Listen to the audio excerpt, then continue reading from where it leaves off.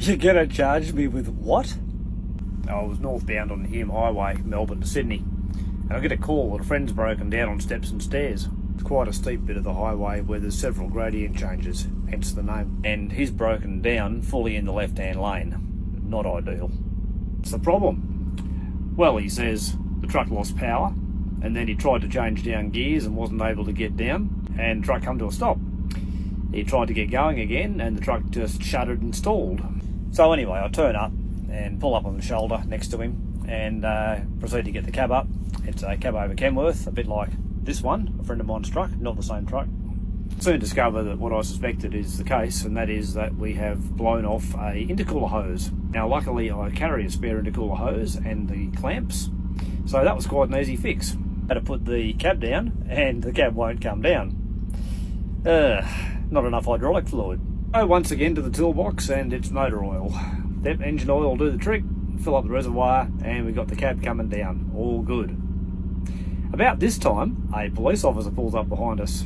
He's got his flashing lights going, and he comes up and proceeds to tell us that he is going to charge us with blocking a major highway. Yeah, that's something we chose to do. He then says that there's a further charge for not notifying the police that the highway was being blocked. He wants me to stop work on it immediately and wants to call a tow truck because you can't work on a truck on the highway.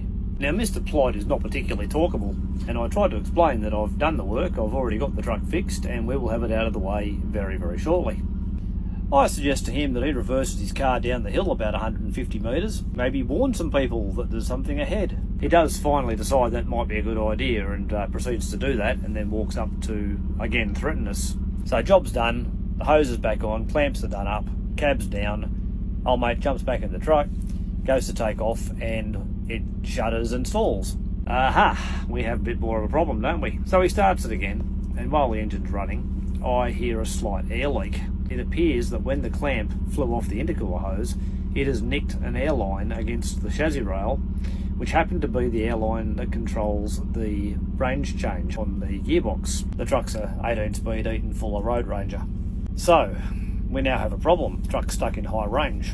So I run my hands along these airlines and I come across the leak. We get the tape out and I manage to get the leak sorted out. The coppers still try to charge us with blocking the road. In the event of a tow truck turning up in an hour or two's time, he would have to do roughly the same thing I've already done, so why not just let me do it and get on with our night? He finally agrees to this and we leave the scene without any charge. Old mate gets the truck going and I followed him all the way through to Sydney just to make sure he got there safely.